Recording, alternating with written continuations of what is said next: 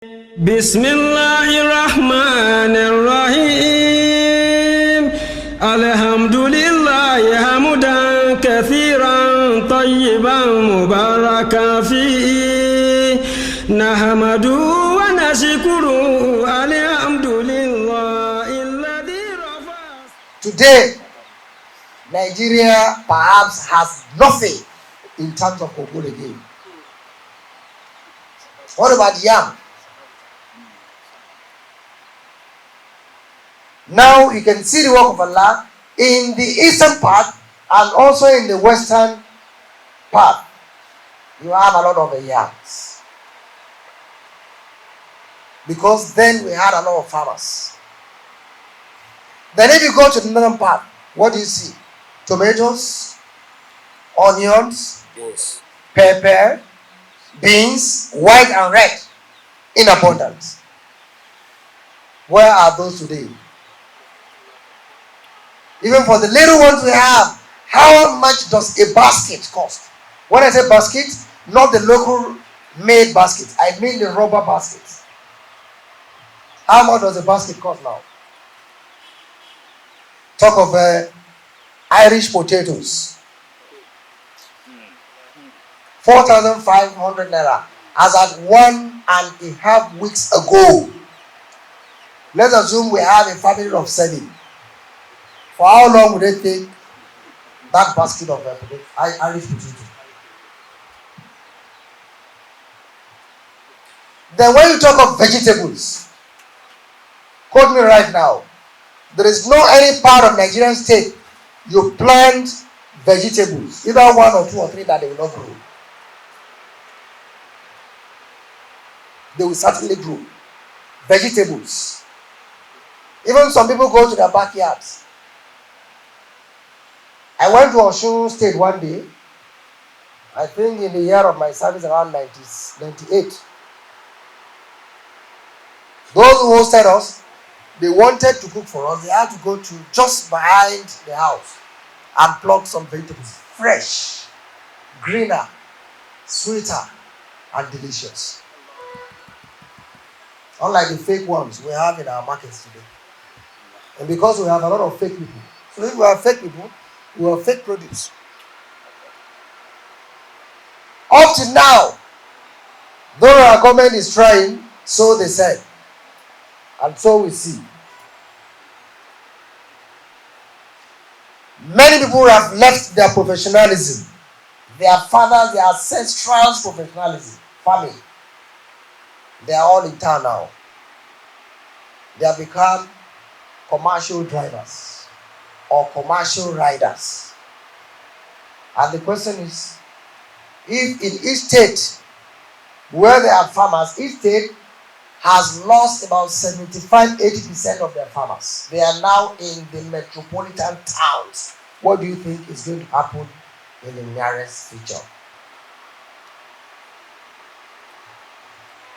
And this is why Nigeria as a country, we need a lot to do. Because when there is food, all other problems to us, they are minor. If you have food security, and the real security, when insecurity is removed and you have food, certainly it's as if you don't have problems again. And here we are today, Nigeria as a country. What exactly can we boast of in terms of agricultural production? A'udhu billahi minash shaitanir rajim. Bismillahir rahmanir rahim. A'udhu billahi minash shaitanir rajim. Bismillahir rahmanir rahim. وضرب الله مثلا قرية كانت آمنة مطمئنة يأتيها رزقها رغدا من كل مكان فكفرت بأنعم الله فأذاقها الله لباس الجوع والخوف بما كانوا يصنعون. وضرب الله مثلا قرية كانت آمنة مطمئنة يأتيها رزقها رغدا من كل مكان فكفرت بأنعم الله فأذاقها الله لباس الجوع والخوف بما كانوا يصنعون. Agricultural production is very, very important. And even Islam itself. When we say Islam, we refer to both the primary and secondary sources of Islam. All of these sources have discussed extensively about agriculture. No religion, quote me, no religion has ever discussed agricultural system as Islam does. In the Western discussion, Western discussion of the agricultural system, we have what is called mixed farming. Am I correct? Mixed farming. Mixed farming is where a farmer practices cultivation of the land, ground, soil, and rearing of animals. Quran discusses the two. I thought somebody would say Allahu Akbar. Akbar. If you go to the religions of Ogun, Obatala, and the rest of them, you can never see any discussion about agriculture. Go to the Bible, very little. And Quran even discusses agricultural system using parable. If time permits, we'll get there. But we have seen that even as Islamists, a little discussion has gone about agriculture. It was when I was about writing my thesis, then I discovered that I was looking for references. It was then I discovered that Sheikh Adam, Rahimahullah, discussed about agriculture. And that's why I had to look for that cassette, translate, got him quoted, and inserted in my reference, in my thesis. So I want to tell you, frankly speaking, that al-mustofiyyah is the number one Islamic society to discuss agricultural system in Nigeria extensively, and no other society has done that. Wow. Like I said, coincidentally, this is the time when the need arises about discussion on agriculture. You cannot hear what Allah said here. وَضَرَبَ الله مثلا قرية كانت آمنة مطمئنة يأتيها رزقها رغدا من كل مكان فكفرت بأنعم الله فأذاقها الله لباس الجوع والخوف بما كانوا يصنعون. وَضَرَبَ اللَّهُ مَثَلًا قَرْيَةً. Allah is giving you an example of a city, of a town, of a village, or of a dynasty. One. This is Nakra. One city, one town. About how Allah has blessed them and endowed them. كانت آمنة مطمئنة. That town, that city, initially remained very, very calm. You have a lot of tranquility therein. No war, no unrest, no riot, no provocation, no protest. كانت آمنة مطمئنة. They slept well and woke up well. They slept with their two eyes closed. Mr. Mill.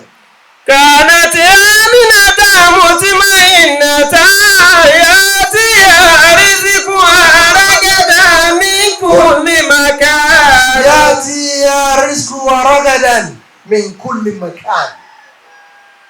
When they plant, it germinates, it grows. When it grows, they harvest. When they harvest, they consume. The remaining, they sell and make money from it. But that becomes a past tense. يأتيها رزقها رغدا من كل مكان فكفرت بأنعم الله. Why? Why has it turned to that? The simple because that why is they have disbelieved in Allah. They have thrown Allah to the back and they have taken another God to be in their front. They have stopped recognizing Allah, the creator, the cherisher, the omnipotent, the omniscience. They have relegated him and have taken him to be no one. But yet something he has created has been made as a replacement, and they have chosen that thing to be God. فكفرت بأنعم الله. They believe in the mercy, in the pleasure, in the enjoyment of Allah. He has endowed, He has given them with. The thought is our power. The thought is because they are sensible enough. And then Allah changes the narrative of that country. فأذاق الله لباس الجوع والخوف. فأذاق الله لباس الجوع. Then what Allah has thrown into them because they failed to have total belief in Allah, Allah throws into them al-khawf. What is khawf? لباس الجوع والخوف. Al-ju' first. Allah has thrown to them. If we say hunger, I think we're only trying to console ourselves. What we experience in Nigeria today is more than hunger. It has graduated from hunger to famine. Wow. Famine. Some people call it famine. Whether it's famine or famine, all the same thing. لباس الجوع والخوف. Famine is greater. When the hunger will come first, and after hunger is famine. When famine visits, God forbid, we are all afraid. The fathers do not trust their wives again. So do the wives. The children are planning to make use of their parents, either of their parents or both, so that they can face the God they believe in, not the God that created them. What is that God we are talking about? Yeah. I'm asking you, what is that God people believe in now? It's money.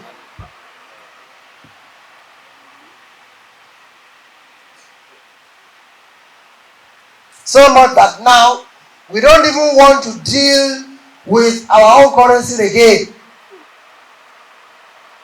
We don't want to value our currency again. Some people want to pay their teachers' salaries. They pay what? Dollars. Student school fees. They collect what? Some people go to the supermarket. Will they pay what? I'm afraid that you don't ask us or begin to ask us to pay for dowry in dollars. That's where the problem will lie. I only see dollars once in a year in my life. And not every year per se.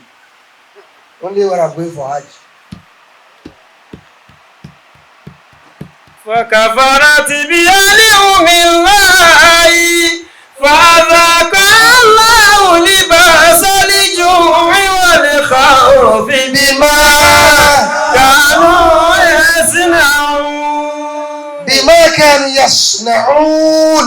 Because of what they have used their own hands to cause. Was that not said in my preamble? We are the cause. Let's stop shouting Allah. Was it not the Allah that was living in the 10th, 11th, 13th, 12th century that is still living now? Has He changed His name?